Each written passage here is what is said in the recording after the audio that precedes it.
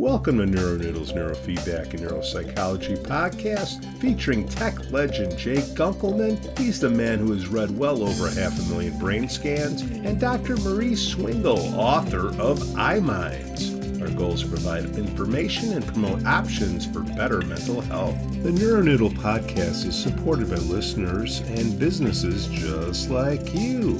Hey, Pete. Gunkelman.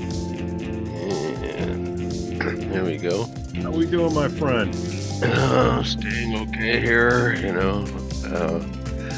it's a quiet morning. It's 58 degrees outside, and get the house cooled down good for the afternoon heat. So the west winds.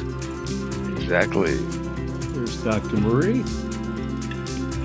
So the additional show, open mic. It looks like it might work out nicely. You get some conversation going, and the interesting folks, and it sounds like you're going to have that as something that people could apparently kind of sign in to, or pop in. You guys are, the main show on Thursdays. That's not going to change. If we get a guest or whatever. But I thought we could get a time. Hey, John. I thought we could get a time where it's like if you guys, because Jay and Dr. Marie, I know your time is valuable. Hi, Dr. Marie. Hello. Is this a brain trust meeting? Should I be here? Absolutely. Okay. Absolutely. I need all the help I can get. I just popped on, John, so I think Jay and Pete were talking a bit. Yeah. Oh, we're talking about, the extra show where if you guys have time, like I would have a link that you could just pop in if you can make it, because it's so hard people don't like to schedule things in the future. Yeah, very true. But if we could have something like, hey, you know what? It's at Wednesday at blank that, hey, I'll pop in, see who's there. And, we have a little chat. Yeah, I love the idea, Pete. And again, it's kind of funny that since we've had fewer guests, I think the show strangely in some ways is more interesting. It might also, I think it's because we've gone through a lot of the really fantastic people. Some names will remain nameless, but one we didn't even put up because they were just trying to promo their show and knew nothing about neuro. So I think in essence we're facing a really good problem in that the audience knows about the people in the field, and there's not I'm not going to say there's not a lot of new stuff out there, but just in terms of who wants to come and why people want to come on. My only fear is if, as I put in my little email, if Jay and I become the kind of stoic, boring only versus, the chatty, I'm obviously polarizing, not talking about science at all. I mean, I think you're going to have a lose-lose. That's why I was kind of popping around the merging. Is there any way to take this up a level and down a level to get that kind of fun banter in, but not lose the science component? I'm open to... Yeah. I mean, I was at the party. I don't know whether I was invited late or I was just late. But I mean, those types of things have kind of been spinning in my head as well. Hey, what do you guys think of having consumers on the show? Actual clients. Ooh. Can we do that? They'd have, well, I mean, legally we can, I suppose. They're people. They can agree to come on and share their story, whatever it might be. We're not going to do a brain analytics at that level of discernment, I wouldn't think. But you never know. Yeah. Okay, so I could, if you have clients that want to do that, that's one thing. But up here in Canada, with the registration, we would have our heads blown off.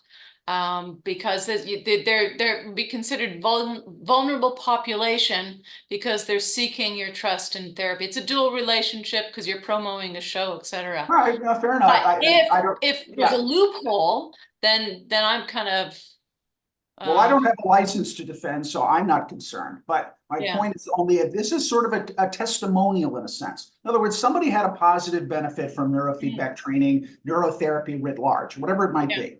And they want to come on a show if they feel so inclined. That's going to be the hard part. Yeah. But to talk about their experience, what was it like? Yeah. You know, Yeah. because I think a lot of people, there's still a mystery out there. We've talked about the science and all that stuff, but there's the mystery out there. What does it look like? What does it feel like to be sitting in that chair doing this thing? Yeah. And you can have all kinds of perspectives, from stimulatory techniques to, traditional training techniques. You can talk about TMS, you can talk about ECT, you really could go far afield on this. Yeah. You're right. It is the willingness of the client to do that. And it's not even the willingness. I can't ask. Like if you notice, on certain people's websites, there's not one testimonial, because if we're ever audited, we lose our licenses. Okay. It's really. We have testimonials, but they're kind of thin. I like the people. We had a good time. I trust them. Go visit them. It's not like I can't. But I mean, if there's a general, tell us about your experiences, and that's one show here and there, I think it'd be great. But again, some people are going to have to be careful. Well, Dr. I don't know what the codes, how far the codes of conduct go, whether that's something in BCIA. Essentially, if you have worked with somebody, they are vulnerable, and there's a hierarchy. You know this stuff. I mean, we just have to be aware of it. And well, Dr. Marie, here, I'll give you one. We got to get Mary Tracy's sister back on. Remember, she had the stroke, did neuro, and she came to talk about her experience, and she's give us a follow-up. So we'll that's my next email when we get done with I mean, I think, when we're talking about a loophole, if it's not one of our clients, then maybe we can comment. Jay, what are your thoughts on this? I mean, it's brilliant. We need to get the word out there. I just, we want to.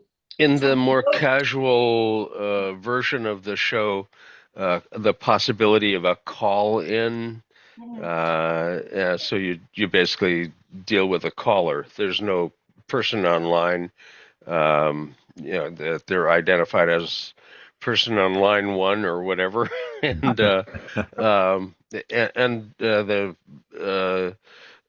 are people that have had positive experiences and negative experiences, and we should be able to field questions around any and all of that. That's not that hard. We could even have super fun with this. It's like, okay, hello, so-and-so. What name do you want to be? Let's pull a name out of a hat. Okay, today you're Sally. There are fun ways to get around this, I would think.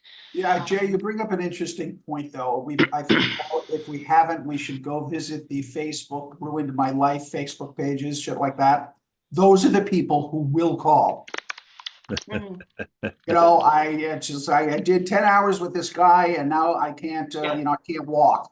Yeah. It's some of these are patently on the face ridiculous, but if you open up a phone call, that's where you're going. Yeah. They're motivated. Yeah. That's one of the things about a phone call. You can always hang up. There is that. The other thing is we function on, the 15-minute delay. There's live and then there's live. But Pete, that you would have a big job there in terms of let's play a song. Anybody that called in that we didn't want to end up having going through would just be an edit out of that conversation. I mean, we've got an hour or something worth of. I think what it would be is the recording went away. The recording went away too. So.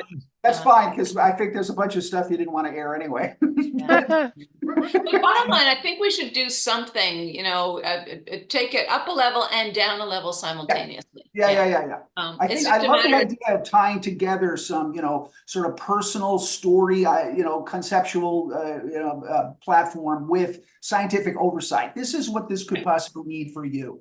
Yeah.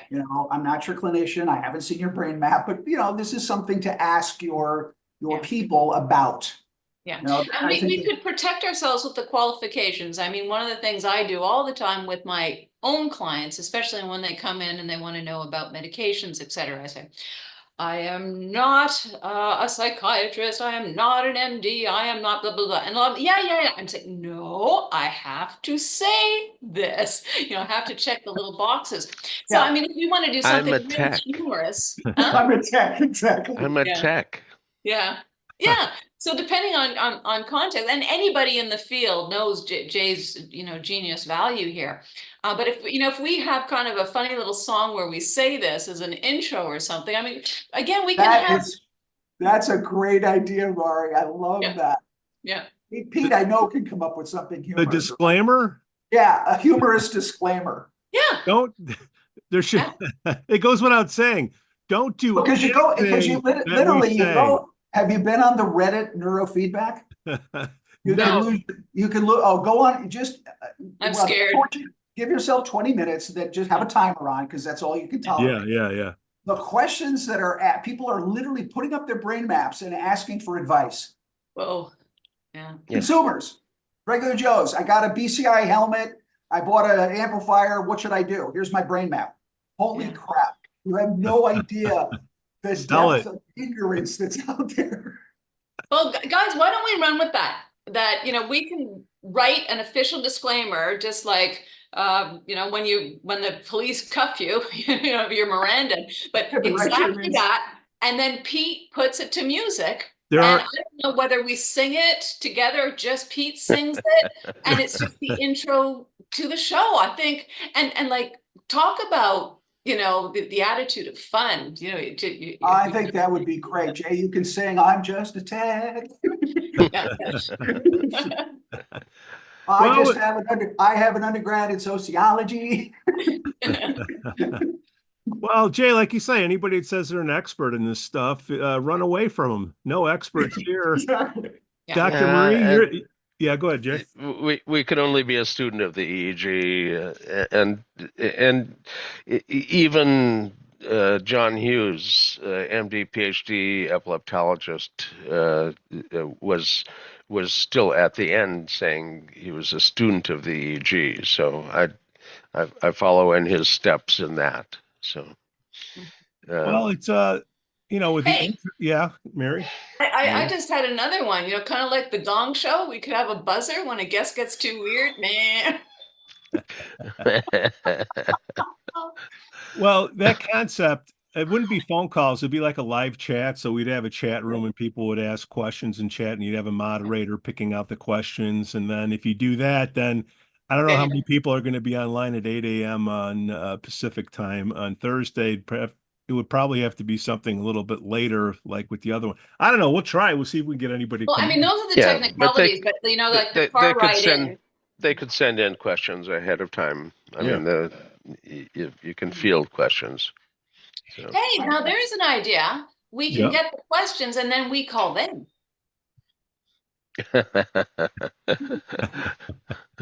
I would post it something on the Reddit neurofeedback page. Joy Lunt is a moderator, by the way. Okay. She rarely chimes in because the questions are absurd.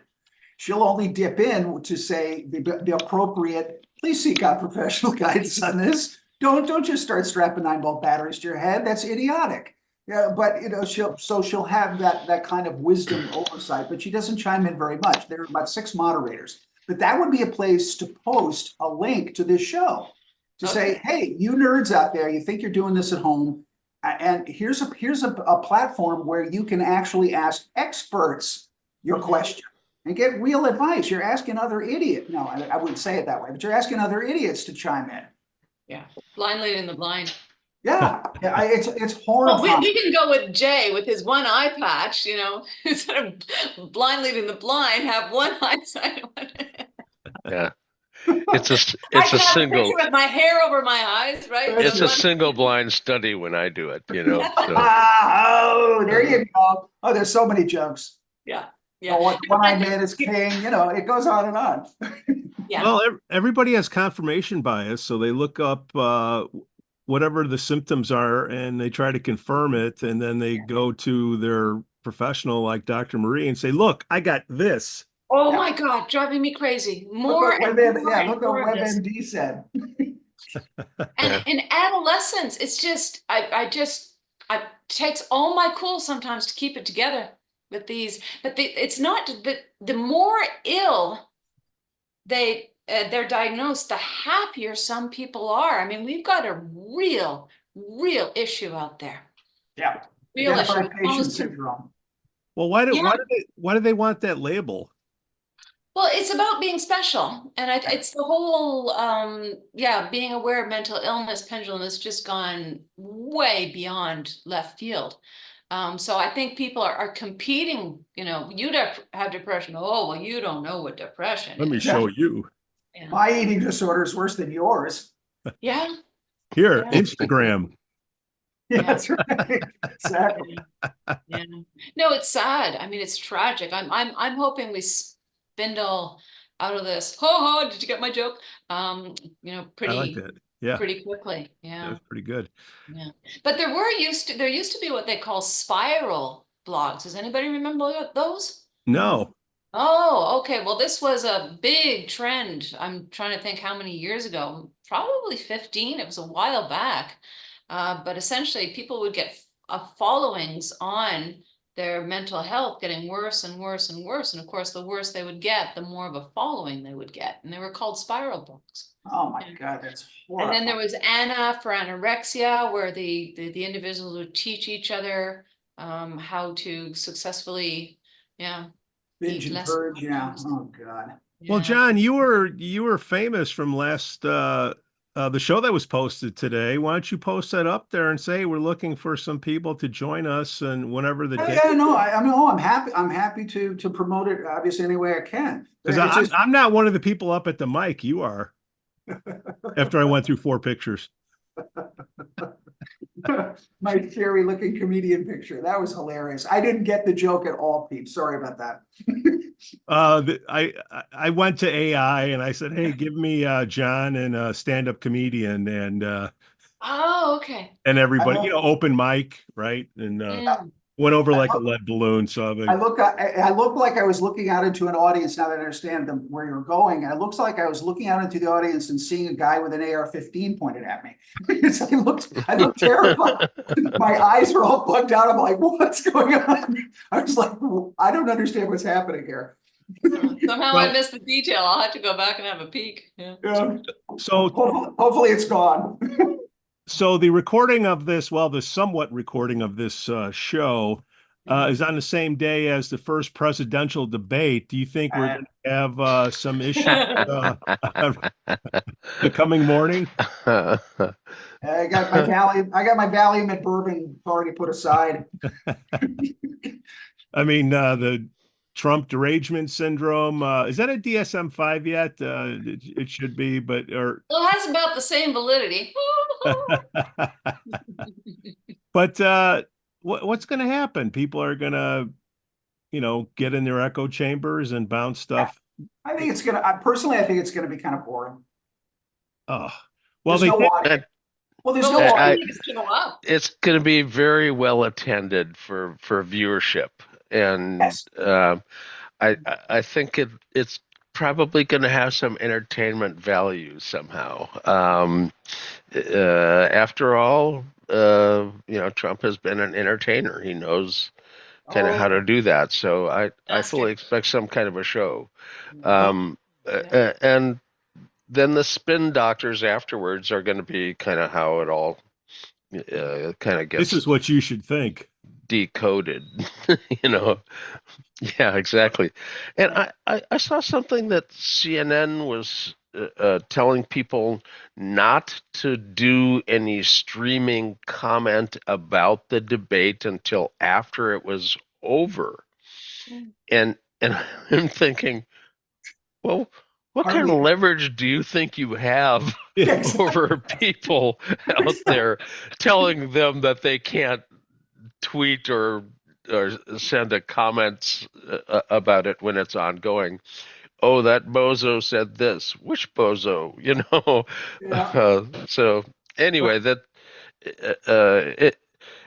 it's going to be a major discussion point for the next a few days. Uh,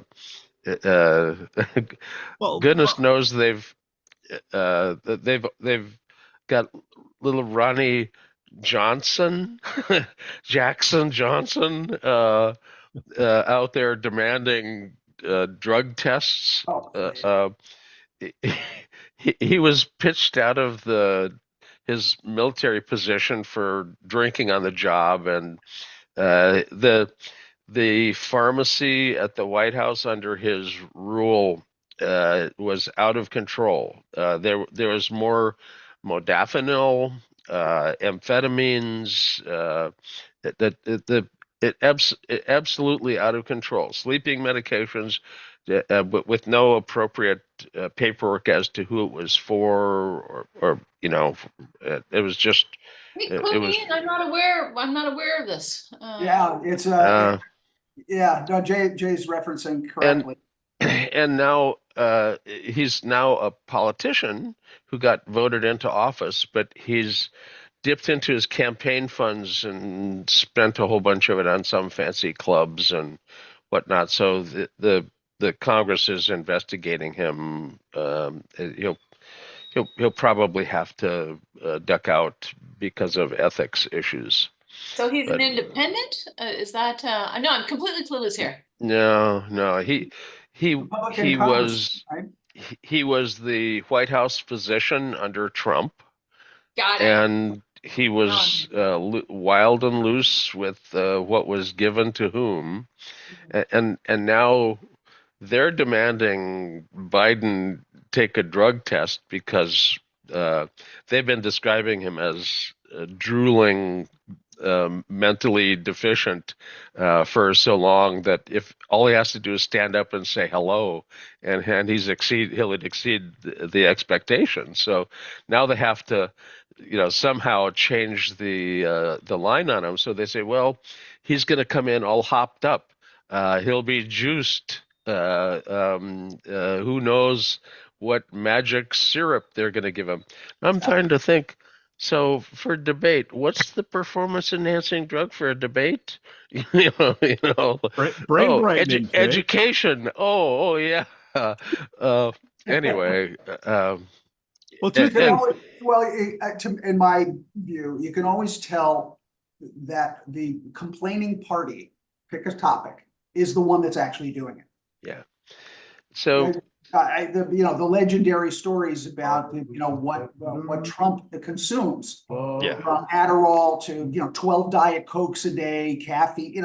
It's like, come on, you want to do a drug test? Do it on both of them.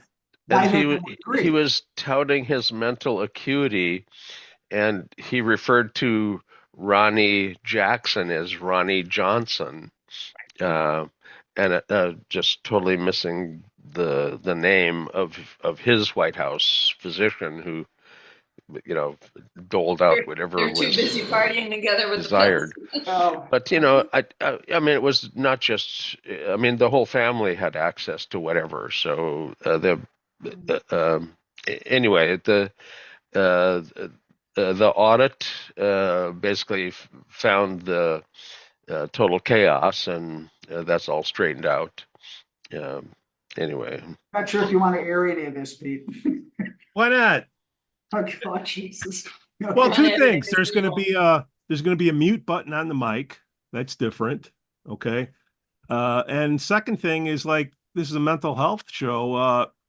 You got dementia on one side and you have narcissism on the other. What would you label the candidates with? Let's just start with Biden. If he does have an issue, he'd be a good. Well, I'm going to label the country. The bloody U.S. is insane that these are your two people.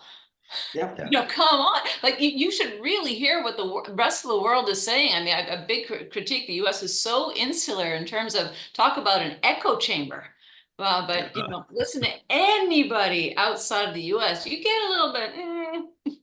We want to talk about your prime minister. I think the business roundtable's experience of thinking of him as kind of like the drunk uncle, not really making sense and not having positions or platforms, but just Rambling. incomprehensible discussions. I love reading And his transcripts. and That's now choice. he But seems to how have a is he thing still about there? sharks. Like what cults is this? Like how is he still there? That's what nobody can understand unless the US is the whole US is on some weird drugs. Entertainment value. Here's a thumbnail. Can we get an agreement on, just from what we've seen, which doesn't mean anything, but what neurofeedback training will we suggest for each candidate? Wow.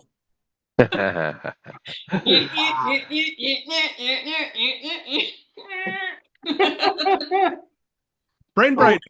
SMR for sure. I would have to end up seeing their actual data before I could There end up we go. The prescribing it. responsible answer. Hallelujah, Jay. However, all right, here's the data. He's I scrolling off. suspect some frontal and temporal changes due to aging. And actually, I think that they're more floridly represented in Trump than they are in Biden, but both of them are aged. Yeah. And but Trump has such a narrow scope. You don't see it as Pete was saying, because of the entertainment value, but his scope is non-existent and repetitive. He's got this thing about sharks and electricity lately, and that it doesn't. Well, first of all, the physics of it isn't at all correct, but then it wasn't correct about windmills either causing cancer, and and what about I don't think he was really that good a student. Bleach. But all of his student records have been expunged. Anyway, he's apparently his attention span for briefings in the White House was non-existent. They had to come in with some entertainment value to keep his attention, and then it was only like very, very brief. And anyway, that he wouldn't read the summaries that were handed off. Apparently, he would squirrel them away, though. In a bathroom in Florida. And which one? They both did. I think to Marty's point, though, this is a reflection of us. I don't, because Trump is only part of the issue here. I mean, I think he's representative of just a denigration of authority, of intelligence, of science, of fact. It's just like, it's easy. Buffoons are fun. I love watching buffoonery people, slapstick comedy. It's hilarious, but you can't run a country like that. Yeah, when did the entertainment value supersede the functionality of a country? Yeah, I think it's been coming for a while. Maybe it has something to do with the internet. Well, I think it even went before that. I mean, I can talk as a young kid, Canadian, one set of parents lived in New York and the other set of parents lived in Florida. And every time we go down, I was fascinated by the news. It wasn't news at all, and we're talking the 1970s. It was already entertainment. The sets, the way the women were coiffed and dressed, and what they were yip-yapping about. The news was not news like that anywhere else. And then we all started to catch the disease. There was a show. The general level of education in STEM is really kind of depressing. And a fundamental misunderstanding of how science works. Yeah. The sort of the unfolding of my science. favorite one now? When somebody says, I believe in science. Like the fact that anybody would that completely defeats the whole definition of science. You can't believe in science. Science doesn't care if you believe, Or not. Yeah, that's I love that observation. It's not Santa, Yeah. Well, and that's kind of circling all the way back. That's what our clients are sometimes expecting of us, that there's some magic to what we do, that they can quantify how many sessions is it going to take, to cure me, fix me. You're already talking the wrong language. But on the And quite other often, hand, though, we can follow that data session to session to session. You can't do with that little pill. Right, Pills. right. Yeah. So, Dr. Marie, what's wrong with Trudeau? Oh, I don't know anymore. And well, I've been over in Sweden now for a bit, so I Okay, kind so of tuned you off the feel free news to for a speak. bit. Sorry? No, You're not in Canada anymore, so feel free. yeah. Everybody's got I'm pretty something. open on So, all this. Yeah. She still has a passport, be careful. No, I think, well, actually, I'm going to get into the entertainment. I'm actually going to talk about the other guy, the conservative guy who actually has some good ideas, but the way he's bashing and insulting and becoming a Trumpoid himself. Like, we're in Canada, like, who do you actually vote for based on ideas or idealism? Like, and is it a protest vote, or is it the presentation of the ideas you vote for, or is it the actual ideas? But I do not want to vote for the conservative fellow just because, pardon me, he's an asshole. He's a public asshole.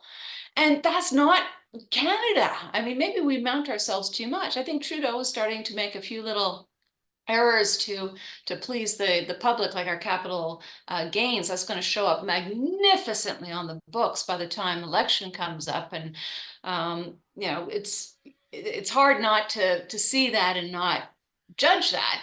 But on the other hand, the other option, and Trudeau is a political dynasty as well. He kind of knows what he's doing because he's grown up in all of this. Anyways, you guys don't want to hear much more about Canada. well, But no, you're talking about U.S. It's like they're all nuts. that's fine. No, but We're catching the U.S.'s disease, slowly but surely. But internationally, I hate to say this, internationally, Canada is still politically respected. Yeah. US It's a world disease. This isn't just in the United States and Canada. It's France, it's Germany. There's a certain mindset that migrates to politics, and it doesn't necessarily attract the healthiest individuals. It's not uncommon to have a touch of narcissism. It's not uncommon to have megalomaniac, power hungry. Some people just angry and spiteful, clawing their way up in a hierarchy. It's not really representative of the best of society. It's an adversarial system, and not collaborative or cooperative. On occasion it has been, and it's worked better then. But I'd say up until the 1980s, there was some, like, people would disagree in the Commons or Senate or whatnot and still go out for a scotch, opposing parties. I hate to be the dead guy, but it's Ronald Reagan. That was the beginning of the end. He's the one. Okay. We elected a intellectual ne'er-do-well to the presidency of the United States. Yeah. You can criticize a lot of our presidents, but we've had a lot of really wildly good luck across history. So it sure has. I mean, I personally, I think the damage he did to this country is incalculable. I'm from the government, and I'm here to help. What a horrible thing for a president of the United States to say. You are the head of the government. Well, that was also the beginning of the end of intellectualism. It was the combination of Reagan, Thatcher, and Mulroney in Canada. And that's where popularism started. So I actually wrote about this in my book. But at least Thatcher and Mulroney were smart. Reagan was a dullard. He was an actor. Very, very photogenic, charming. He was your lovely uncle who came and brought you cookies or whatever the fuck. And that's, it appealed to people. I get it.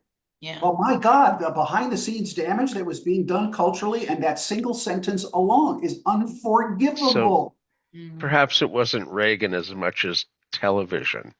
Yeah. Okay. Yeah. Well, that's how he got there. That's great. Nixon with a sweaty lip. I mean, Yep. the TV killed Dickie. Yep. Would you buy a used car from this sleazy-looking, drippy, wet guy? No. There's And Jack as the Kennedy, one female handsome. here on the panel, I've got to talk. Any female getting herself into politics, I mean, it's 20 articles before they stop talking about the color of her shoes. You know, it's just absolutely absurd. But yeah, I mean, this is why indirectly I respect political families, because they grew up in it. They know what it's about. But then, of course, you get that own insular thing. But anybody with any intelligence, who knows enough about politics, is going to be able to make $3 million a year in business. Why the heck would they go into politics? Exactly. Unless, as Jay Exactly. said, it's about their own egos. I've done enough crazy stuff in my background that I couldn't possibly run for a political office.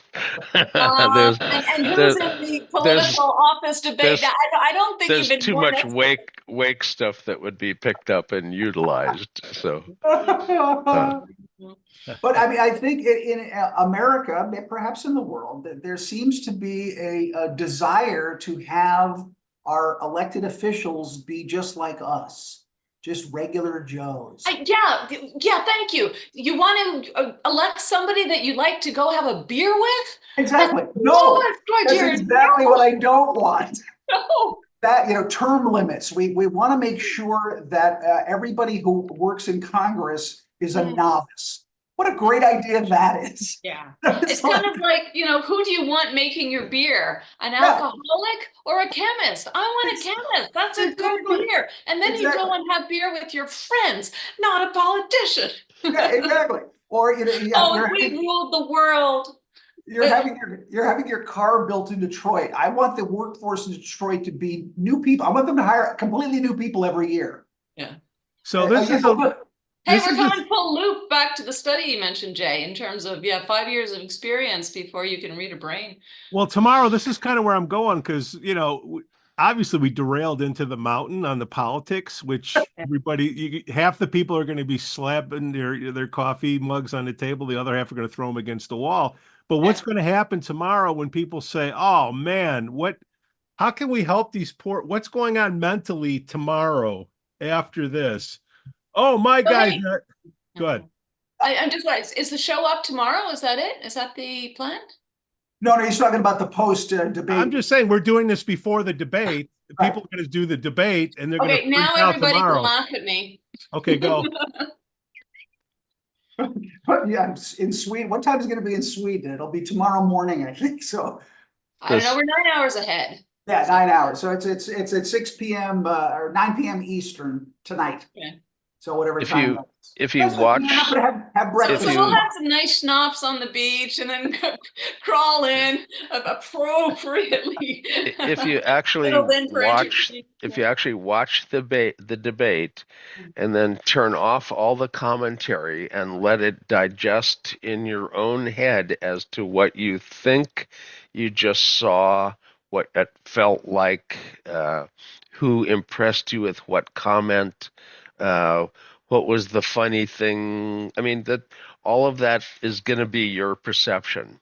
Now, in the background, there's spin doctors trying to create how to think about it, but it's best to congeal your own thought, let it kind of come together, and a day or so later, look to see what everybody is saying about it at that point and see whether your experience matches up with something out there or whether it's all been spun out of any context of reality. Test. Form a thought before you listen to somebody else's. I mean, I think the single most interesting part of this is it's going to be broadcast on HBO.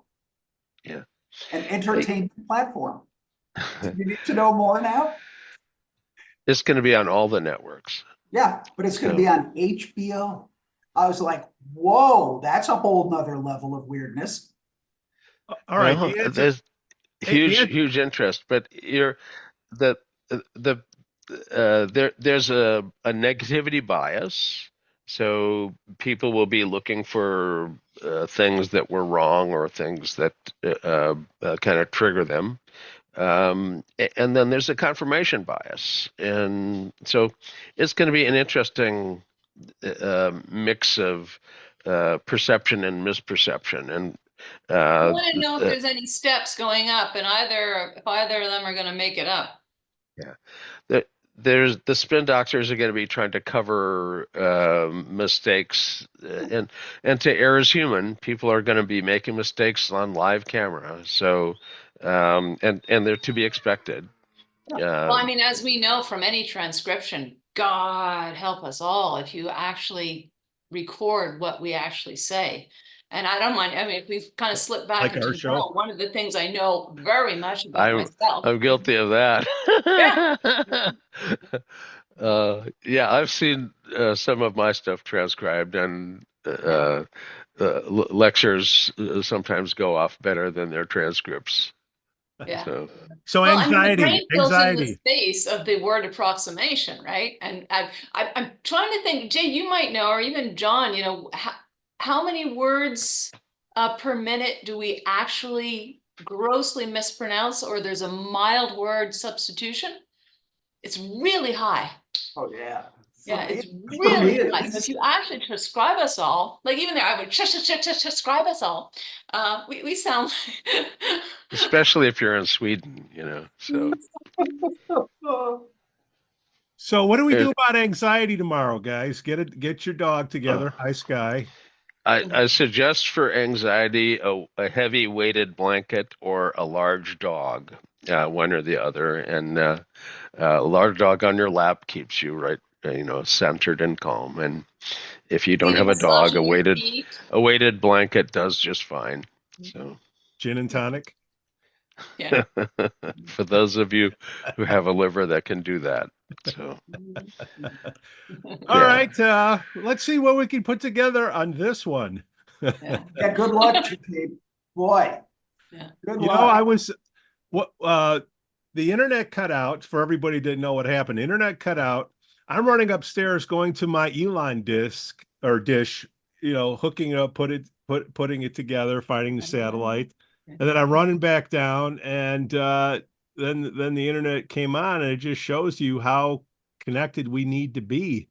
Starlink, I know your thoughts on Elon, Jay, but Starlink's it's pretty good product when you're in a pinch. Yeah, as long as he's not telling them that you can't use it, Exactly. I have absolutely nothing against the technology of the satellite system. I think it messes up a little bit of astronomy, but they can extract that kind of stuff out of an image, so it's not that bad. An artifact, if you will. Artifact in the Yeah. sky. That's, you do an ICA on the image, and you take out the satellites. It's easy. So we've got more odd politics from over the years than Elon will ever toss at us. I mean, Just the Bull Moose that. Party. No, nothing. Hey, it's going to be Oprah and Elon. That's my prediction. God. Well, Michelle Obama and Elon, that'd be a good one. Well, my daughter chimes in on politics. She's 23, and I don't know if she speaks for her generation, but she was steeped in politics because I live and breathe it. So since she's a young child, she's seen every debate. She knows a lot. Her complaint is, why do we have these two old guys? And her generation feels very left out. You see the disaffection in the Biden polling with young people, especially. I'm in their age group, and I'm thinking, geez, why do we have these old guys? Exactly. I'm right behind you. I think I'm. Well, Biden is supposedly a Trump defense mechanism, but it's like that's a really bad chess block move. I don't know. How did they get here? Somebody has to step up. They're like, why did we end up with Biden? Because nobody else wanted the job. What do you want me to tell I you? think that's where I blame the demographics. Like you're so busy trying to be the better person and arguing amongst yourselves as the tower you're climbing is literally collapsing underneath you. I mean, I think they should have slid somebody in, who cares, get through the next 2 years, Decisions made then, by a committee, yeah, yeah. So But I mean, there's always talk of, convention fights and different things happening at the conventions, Trump included. There's talk of booting Trump off the ticket and having a fight at the convention because there are committed Nikki Haley supporters who are not going to vote for Trump, or there are committed Ron DeSantis people. So anything can happen. We may not see either of these guys in November. Well, we'll slide down the stairs. Then North Dakota governors are very seldom an important political figure, but obviously there's one in the news now. But my old classmate is running for governor in North Dakota. Oh, no kidding. And yeah, A shout out. And he's probably going to win. He's a Democrat in a red state for the moment, right? But he's a state senator inside the state, not in the federal system, and he plays in a band, and he's traveled the state and played in every nursing home, veterans hall, town barbecue. He knows everybody, and everybody knows him. And he travels the whole state. So every little podunk, little tiny town that's got 50 people in it, and Fargo is a big town with 100 and something thousand. That's the big city, So the little towns all know him. That's good or bad. And he's extremely well liked. So let's send him a check. Can we send him I've sent him as many checks as I'm allowed, and I hear you. He told me to be careful and don't send anything more because you've become an accounting liability. Right? Isn't that John Tester's from North Dakota? Isn't he? Tester's Montana. Oh, Montana. Yeah, close. Yeah. I confused If I hadn't had my fingers put back on, John and I would share the loss of fingers. He's a 7-fingered guy, so you got to watch out for those wood chippers. That's right. Yeah, he got it in an auger, which is the common farm implement that takes pieces off of hands. So yeah. Have you guys seen, just as an aside, you don't put this in the show, Pete, have you guys seen Clarkson's Farm? It's on Prime. Jeremy Clarkson, who's hosted for many years that Top Gear show. Yes, I do know that guy, the car guy. Yeah. He decided he's going to buy a farm in southern England and become a gentleman farmer. He bought a 1,000-acre farm, not small, but a farm. And it's his 3 seasons of him trying to figure out how to be a farmer. It's absolutely hilarious. Is this the really, really big guy? Yeah, the really tall one. Yeah. Okay. The show is absolutely charming. I run it here for people doing neurofeedback because it's just lighthearted and fun. It's sad, it's happy, it's got a lot of elements. But the one that struck me was he's going to buy some farm equipment. And he goes, did you know that the highest rate of disfigurement is in the farming industry? He just says this out loud as part of the voiceover. And he goes to a guy and he said, this machine right here, what is this and what does it do? And he goes, oh my God, show me your hand. And he goes, with 2 fingers on his hand. Because he lost them in a farming accident. Yeah. That's evidently almost everyone in farming has lost a finger or 2. It's just a thing. Yep, exactly. V-belt power drive on a trencher caught mine. There you go. I had 4 fingers put back on. And that's my good hand. That's your good hand. Exactly. Oh my God. Could have gone for an extra finger. See if you got a discount. But I'm bumped. 5-finger discount. All right. I'm sure Google will find some way to get this show to somebody to want to watch it. Jay Gunkelman, John Mekrut, Dr. Marie Swingle, another episode of the NeuroNoodle Network podcast. Have a great weekend, all. Enjoy the debate. Gin and tonics all around. There you go. Thanks, Pete. Bye bye. All right, guys. Bye, guys. Bye. The NeuroNoodle podcast is supported by listeners and businesses just like you.